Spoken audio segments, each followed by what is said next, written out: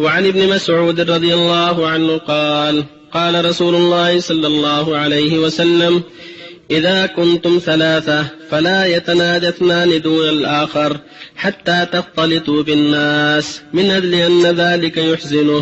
متفق عليه واللفظ لمسلم. هذه الأحاديث كلها تتعلق بالآداب الشرعية التي أراد المؤلف بيانها في هذا الباب. الأول فيما يتعلق بالاختلاط والمناجاة، بين صلى الله عليه وسلم أنه لا يجوز للثلاثة إذا كانوا في. الحمد لله رب العالمين، والصلاة والسلام على أشرف الأنبياء وسيد المرسلين نبينا محمد وعلى آله وصحبه أجمعين، أما بعد. فسبحانك اللهم لا علم لنا إلا ما علمتنا إنك أنت العليم الحكيم. اللهم علمنا ما ينفعنا وانفعنا بما علمتنا وزدنا علما نافعا وعملا صالحا يا رب العالمين. اللهم علمنا ما ينفعنا وانفعنا بما علمتنا وزدنا علما نافعا وعملا صالحا یا رب العالمین۔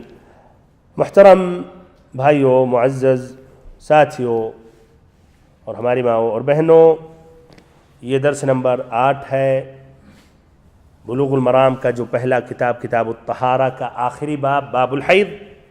اور سابقہ درس میں نے عائشہ رضی اللہ عنہا کی وہ حدیث بیان کی تھی جس میں ہے کہ ام حبیبہ بنت جحش نے نبی اکرم صلی اللہ علیہ وسلم سے استحاضے کے خون کی شکایت کی، تو آپ نے فرمایا تمہارے ماہواری کے ایام جس قدر پہلے سے متعین تھے اور نماز روزے سے روکتے تھے، اب بھی اتنے دن ٹھہری رہ، پھر اس کے بعد غسل کر لے۔ ام حبیبہ اس کے بعد ہر نماز کے لیے غسل کیا کرتی تھی، اور بخاری کی روایت میں ہے پھر ہر نماز کے لیے ازسر نو وضو کر لیا کر۔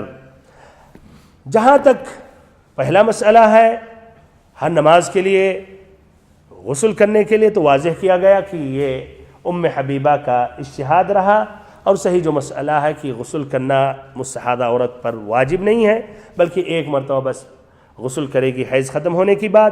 اب رہی بات جو دوسری روایت سے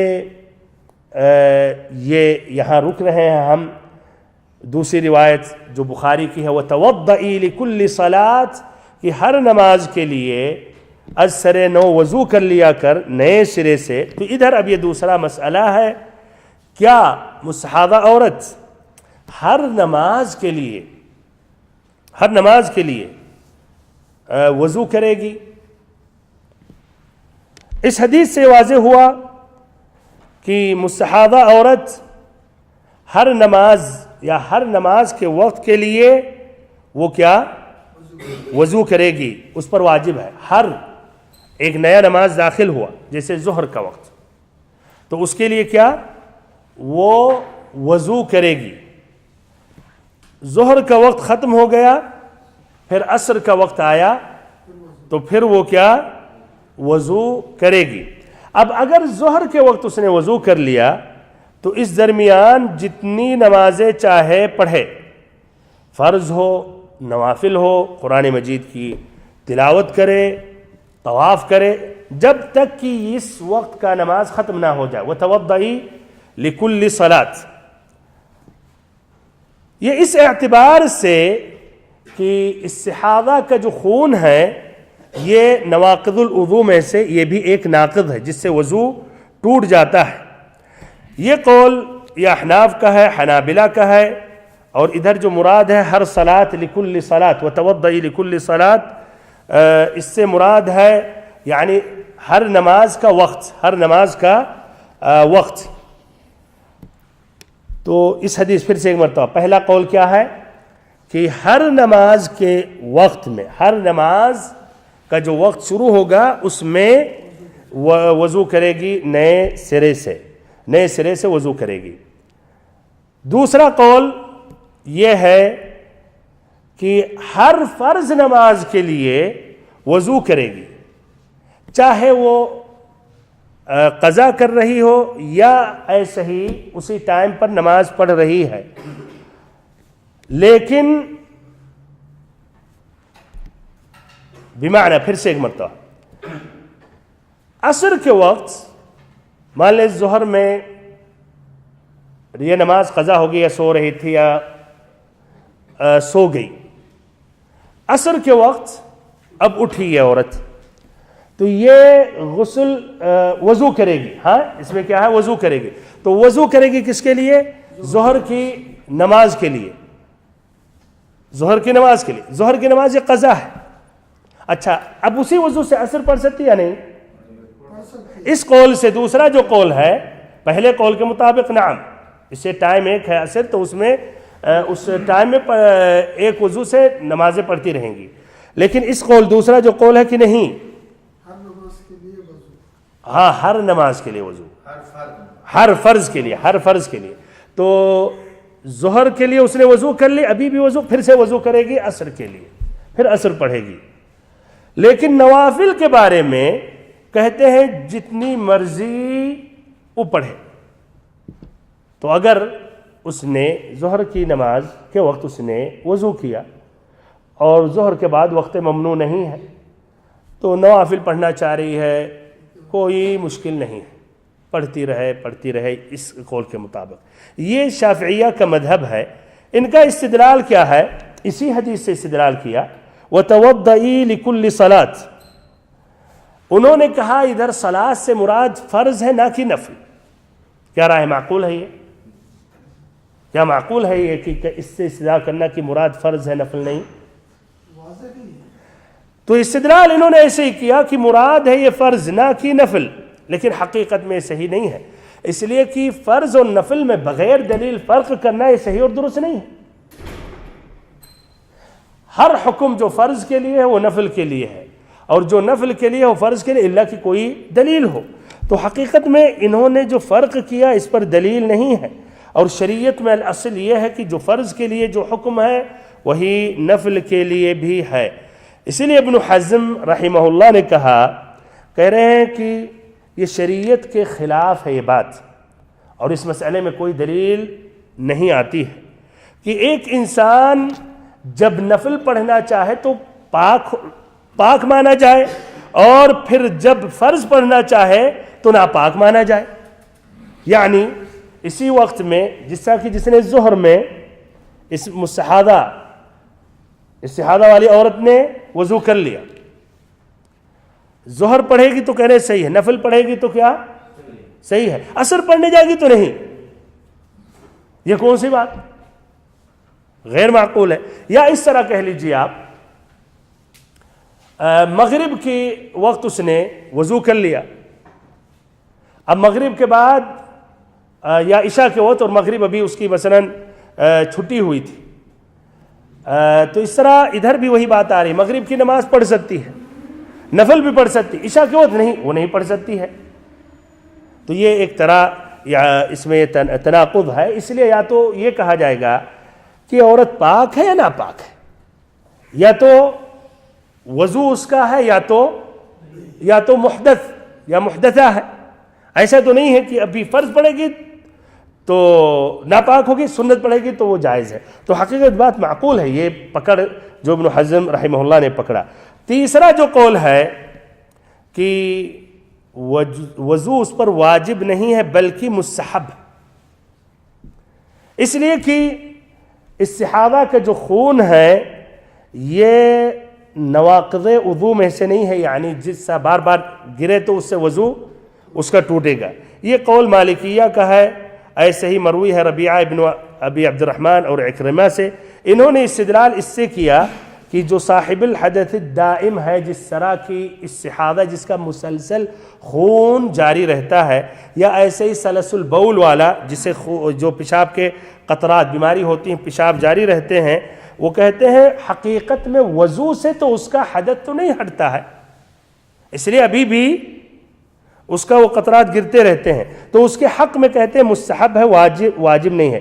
یہ بھی حقیقت میں قول وجیح ہے، لیکن تب بھی اقرب الی الذمہ یہی ہے، اقرب الی الصواب، تاکہ اختصار کروں بات لمبی نہ ہو. اور اس میں احتیاط کا تقاضا یہی ہے کہ ہر وقت، ہر نماز کے وقت کے لیے وہ کیا وضو کریں، اور اس میں جتنی بھی نمازیں پڑھنا چاہیں، فرض نافلے قرآن وہ پڑھتی رہے. یعنی پہلا جو قول ہے وہی اقرب الی الصواب ہے کہ ایک ٹائم میں اگر وضو کر لیا تو اس کا وضو پورے وقت تک مانا جائے گا. وقت ختم ہو گیا تو اس کو نئے سرے سے پھر سے وہ وضو کرے. یہ اقرب الی الصواب ہے. بہرحال اس میں تیسرا بھی قول ہے, اس کو بھی اہل علم نے کہا کہ وجیح ہے, معقول ہے, تو یہ دوسرا یہ مسئلہ ہے. اچھا, اب تیسرا مسئلہ اس حدیث سے جو مستنبط ہے وہ یہ ہے, اور یہ شروع میں ذکر کیا گیا کہ کیا حیض کا یہ خون اس کی کوئی مدت ہے, یعنی ایک مدت محدد ہے کہ اتنے دن تک, سب سے کم اتنی مدت ہونی چاہیے, سب سے زیادہ اتنی, کیا رہا ہے بھائی؟ کتنی؟ یعنی کیا ایسا ہے کہ سب سے کم مدت حیض 3 دن ہے یا 6 دن ہے یا 7 دن ہے یا 24 گھنٹہ ہے, یا سب سے زیادہ مدت 7 دن ہے, 15 دن ہے, ایسا کہہ سکتے ہیں, یا 10 دن ہے؟ ذکر کیا گیا مقدمہ میں کہ جو صحیح جو مسئلہ ہے اس کا آپ نہیں تحدید کر سکتے ہیں کہ یہ سب سے کم مدت ہے اور یہ سب سے زیادہ ہے. عورتیں اس میں مختلف ہیں. اس حدیث میں استدلال ہے اس بات کی کہ حیض کی مدت کوئی اقل مدت یا زیادہ مدت یہ نہیں ہے, اس کا تحدید آپ نہیں کر سکتے کہ حیض کی اقل مدت کیا ہے, سب سے زیادہ مدت کیا ہے. کہاں سے استدلال کیا گیا؟ ہاں چلیے.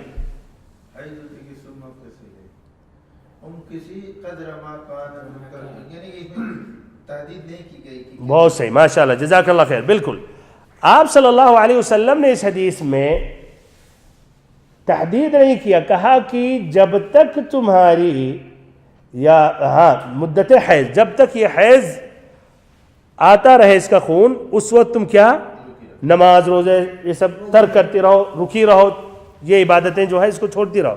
آپ نے ادھر نہیں ذکر کیا کہ لاش مثلا 15 دن تک, یا کم سے کم مثلا 1 دن ہے, تو اگر کسی کا مثلا 20 گھنٹہ آیا یا مان لیں آدھا دن آیا مثلا, تو 1 دن ضروری ہے ماننا, یا 3 دن ضروری ہے. تو کسی کا اگر 1 دن آیا تو وہ 1 دن کافی نہیں, 3 دن تک نماز روزہ چھوڑے گی, ایسا نہیں.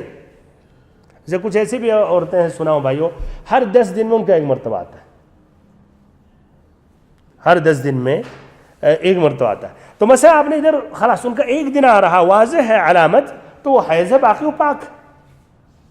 تو یہ نہیں کہا جائے کہ مثلا 3 دن اقل ہے تو 1 دن بھی آیا تو 3 دن پکڑنا رہے گا, سوکھ گیا خون نہیں آ رہا, نہیں تب بھی 3 دن وہ حیض, نہ نماز پڑھے نہ روزہ رکھے, نہیں. نہ ایسے اکثر ہے کہ 15 کے بعد اگر 16 آیا 17 تو نہیں وہ حیض نہیں, استحاضہ ہے مثلا, نہیں. یہ مراد ہے, یہی اقرب الی الصواب ہے. اس لیے آپ صلی اللہ علیہ وسلم نے ذکر نہیں کیا. اگر اس کی ایک مدت متعین ہوتی کم اور زیادہ کی تو آپ صلی اللہ علیہ وسلم ضرور بیان کرتے. شیخ الاسلام تیمیہ رحمہ اللہ نے یہی اسی بات کو راجح انہوں نے قرار دیا, اور انہوں نے یہ کہا وَمِن ذَلِكَ اسم الحیض علق اللہ بھی احکاما متعددہ فی الکتاب والسنہ, کہ اللہ تعالیٰ نے قرآن اور حدیث میں بہت سے احکام کو جوڑا ہے اسی حیض سے, اور اس کی تحدید نہیں کی اقل مدت یا زیادہ, وَلَمْ يُقَدِّرْ لَا أَقَلَّهُ وَلَا أَكْثَرَهُ وَلَا الطُّهْرَ بَيْنَ الْحَيْضَتَيْنِ, اور ایسے دونوں کے درمیان کتنی پاکی کی مدت ہے, جبکہ اس بات کی بہت ہی سخت ضرورت ہے امت کو. اور اس طرح جو تحدید کرتے ہیں ان کے پاس دلیل نہیں ہے قرآن و حدیث سے. اور جنہوں نے تحدید کیا بھائی, کچھ علماء نے اس کی تحدید کی 3 دن سب سے کم ہے, 15 سب سے زیادہ, حقیقت میں ان کے اقوال میں اضطراب اور اختلاف ہے. تو بہرحال یہ تیسرا فائدہ. خلاصہ کلام اس حدیث کے جو 3 اہم باتیں ہیں خلاصہ بس بیان کر رہا ہوں. مستحاضہ والی عورت 1 مرتبہ غسل کرے گی, بعد میں غسل اس پر واجب نہیں ہے. نمبر 2, وضو کے متعلق اقرب اور احتیاط یہ ہے کہ ہر وقت میں ہر نماز کے وقت میں وضو کر لے اور اس درمیان جتنی چاہے نمازیں پڑھیں. نمبر 3, تیسرا فائدہ یہ ہے کہ حیض کی مدت اقل یا اکثر اس کا کوئی فکس نہیں ہے, نہ عقل کی کوئی تحدید کر سکتے ہیں نہ اکثر کی. اب اس کے بعد میں حدیث نمبر کتنا, حدیث نمبر 6 پیش کرنے جا رہا ہوں باب الحیض کا.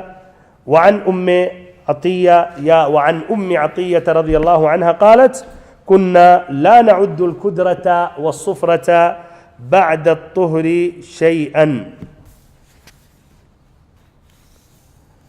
رواه البخاري وأبو داود واللفظ له.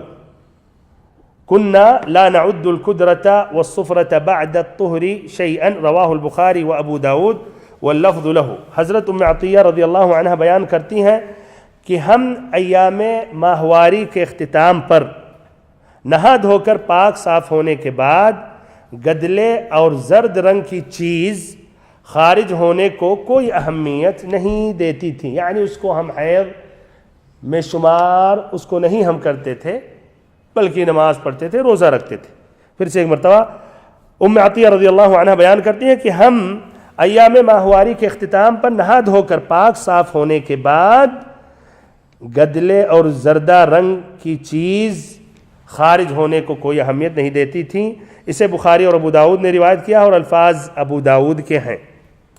تو امام بخاری نے ابو داؤد نے روایت کی ہے اور الفاظ یہ ابو داؤد کے. اس کے معنی بخاری کا لفظ مختلف ہے تو تخریج کے وقت واضح کیا جائے گا کہ ان کا کیا لفظ ہے. لیکن اس سے پہلے اس میں جو راویت الحدیث ہے ان کا ذکر پہلی مرتبہ آ رہا ہے تو واضح کر رہا ہوں. یہ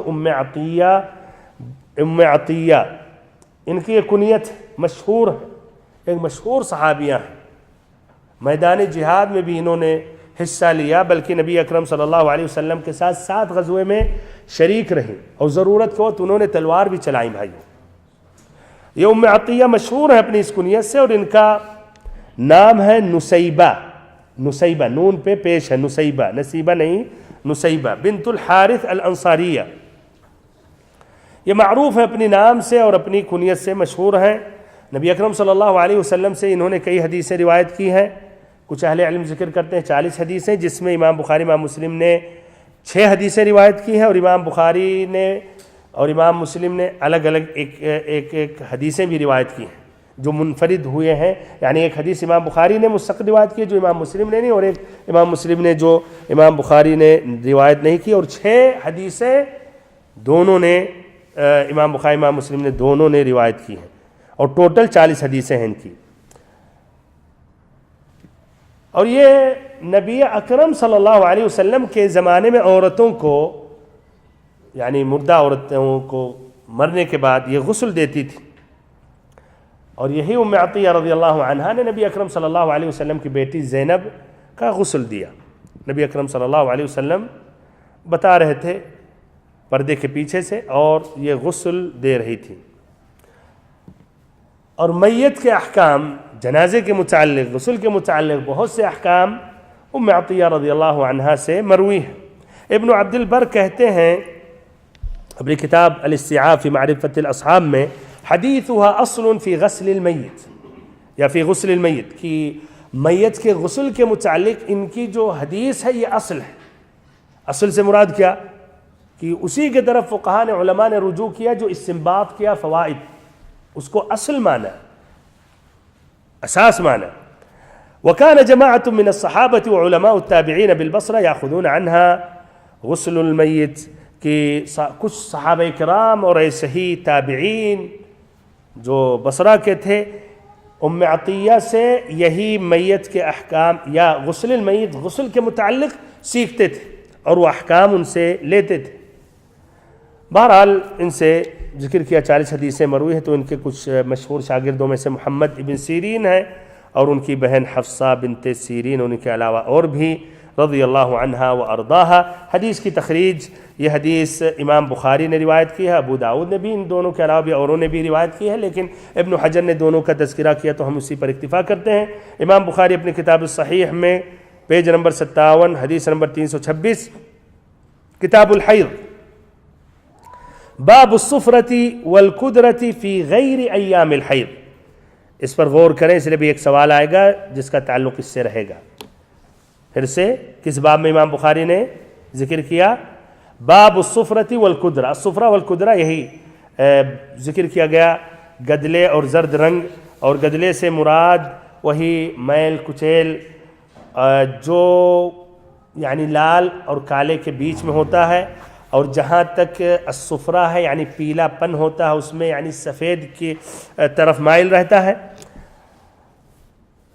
تو امام بخاری نے کیا باب باندھا؟ پھر سے باب الصفرۃ والقدرہ فی غیر ایام الحیض، کہ یہی گدلے اور زرد رنگ حیض کے ایام کے علاوہ دنوں میں۔ ابو داؤد نے روایت کی ہے، پیج نمبر 56، حدیث نمبر 308، کتاب الطہارہ، باب فی المرأۃ تری الصفرۃ والقدرۃ بعد الطہر۔ نسائی نے بھی روایت کی، ابن ماجہ نے بھی روایت کی ہے۔ بہرحال یہ تمام حضرات روایت کرتے ہیں اس طریق سے۔ اسماعیل ابن علیہ جو روایت کرتے ہیں ایوب سے، جو روایت کرتے ہیں محمد ابن سیرین، ابھی ذکر کیا گیا تھا نا محمد بن سیرین ان کے شاگردوں میں سے ہیں، یہ حدیث یہی روایت کرتے ہیں محمد ابن سیرین ام عطیہ رضی اللہ عنہا سے۔ یہ لفظ کس کا؟ امام بخاری کا، امام مسلم کا؟ یہ لفظ کس کا ہے بھائیو؟ ابو داؤد کا۔ ابو داؤد کا لفظ ہے کنا لا نعد القدرۃ والصفرۃ بعد الطہر شیئا۔ بخاری کا لفظ اس طرح ہے، دیکھیں اور مقارنہ کریں۔ بخاری کا لفظ ہے کنا لا نعد القدرۃ والصفرۃ شیئا۔ کیا فرق ہے دونوں میں؟ بعد الطہر کا لفظ نہیں آیا۔ امام ابو داؤد نے بعد الطہر کا ذکر کیا، طہارت کے بعد، یعنی حیض ختم ہو جانے کے بعد، غسل کرنے کے بعد، یہ بعد الطہر، اور اس میں ذکر نہیں آیا۔ اچھا اس کا فرق پڑے گا اگر، یعنی فقہ الحدیث میں اس کا فرق پڑے گا اگر بعد الطہر کا ذکر کیا جائے یا نہ ذکر کیا جائے، اس سے فرق پڑے گا؟ بہت زیادہ پڑے گا، اسی لیے واضح ہوگا فقہ الحدیث میں۔ تو المہم بخاری میں بعد الطہر نہیں ہے، حدیث کے دیکھیں اتنا ہے، کنا لا نعد القدرۃ والصفرۃ شیئا۔ ابو داؤد میں ہے کنا لا نعد القدرۃ والصفرۃ بعد الطہر شیئا۔ اچھا تب ادھر ایک سوال ہے، کیا یہ لفظ بعد الطہر، کیا اب یہ کہہ سکتے ہیں امام بخاری کے نزدیک یہ ضعیف ہے اسی لیے انہوں نے نہیں ذکر کیا؟ کیا رائے؟ اچھا قاعدہ کے اعتبار سے غالباً الاصل اگر انہوں نے نہیں ذکر کیا تو غالباً ان کے نزدیک کچھ کلام ہے، شک ہے، یا اعلیٰ درجہ کے صحت تک نہیں پہنچ رہا، یہ ہے کہ نہیں؟ ہاں ضرور کچھ تو ضرور ہوگا، یعنی کچھ ہوگا، لیکن کچھ ضرور نہیں کہ ضعیف ہو۔ اس لیے امام بخاری امام مسلم اعلیٰ درجہ کی صحیح حدیثیں روایت کرتے ہیں۔ اسے امام بخاری نے خود کہا کہ میں 1,00,000 صحیح حدیثیں ہم یاد کیے ہیں اور 2,00,000 ضعیف حدیثیں، اور پھر 1,00,000 حدیثوں سے انہوں نے جو اپنی کتاب الصحیح میں ذکر کیا 7,000 7,500 یا 6,000 کچھ مکرر کے ساتھ، غیر مکرر کے ساتھ 2,000 اور کچھ حدیثیں ہیں، بس 2,000 اور 1,00,000 حدیثیں کہاں گئیں؟ اسے انہوں نے اعلیٰ درجہ کی حدیثیں بس انہوں نے اپنی کتاب میں داخل کیا، اور بہت سی حدیثیں ان کے نزدیک صحیح ہیں لیکن اعلیٰ درجہ کی صحیح نہ ہونے کی وجہ سے انہوں نے اپنی کتاب میں شامل نہیں کیا۔ اسی لیے ان کے شاگرد ترمذی روایت کرتے ہیں اپنی کتاب میں کہ میں نے اس حدیث کے بارے میں امام محمد سے سوال کیا، یعنی امام بخاری سے انہوں نے صحیح قرار دیا۔ یہ حدیث بخاری میں نہیں ہے، ترمذی نے نقل کیا کہ امام بخاری صحیح قرار دے رہے ہیں۔ تو بہرحال یہ اگر نہیں کر رہے تو الاصل کوئی بات ہے، لیکن اس مسئلے میں یہاں اس حدیث میں کیا امام بخاری کے نزدیک اس لفظ میں کچھ کلام ہے یا ان کے نزدیک یہ صحیح ہے؟ جو جواب دے گا وہ حقیقت میں صحیح ہے۔ کیوں؟ دلیل کیا ہے؟ بہت صحیح، ماشاء اللہ، باب، اسی لیے میں نے کہا تھا توجہ چاہتا ہوں۔ انہوں نے کیا باب باندھا؟ باب جو باندھا باب الصفرۃ والقدرہ فی غیر ایام الحیض، یعنی حیض کے ایام کے علاوہ دنوں میں یہی قدرہ اور صفرہ، گدلے اور زرد رنگ کے متعلق۔ تو اس کا معنی بعد الطہر ان کے نزدیک الاصل غالباً وہ صحیح ہے۔ اچھا یہ بہت ہی یعنی باریکی اس میں تھی۔ بہرحال امام ابو داؤد نے اس حدیث کو روایت کی ہے ایک دوسرے طریق سے، وہ طریق ادھر نہیں ذکر ہے، حماد بن سلمہ سے جو روایت کرتے ہیں، قتادہ سے جو روایت کرتے ہیں، ام الہذیل حفصہ بنت سیرین سے، یہی حفصہ بنت سیرین یعنی محمد بن سیرین کی بہن، جو روایت کرتی ہیں ام عطیہ رضی اللہ عنہا سے، یہی لفظ ہے کنا لا نعد القدرۃ والصفرۃ بعد الطہر شیئا۔ اس میں بھی کچھ اختلافی باتیں ہیں، اس کو ترک کر رہا ہوں، کافی ہمارے لیے کہ امام بخاری کی یہ روایت ہے۔ اور اب اس حدیث میں جو الفاظ ہیں جن کی تشریح کر رہا ہوں، کنا لا نعد، ادھر ایک بہت مہم سوال ہے جس کا تعلق مصطلح الحدیث سے ہے۔ سمجھانے کے لیے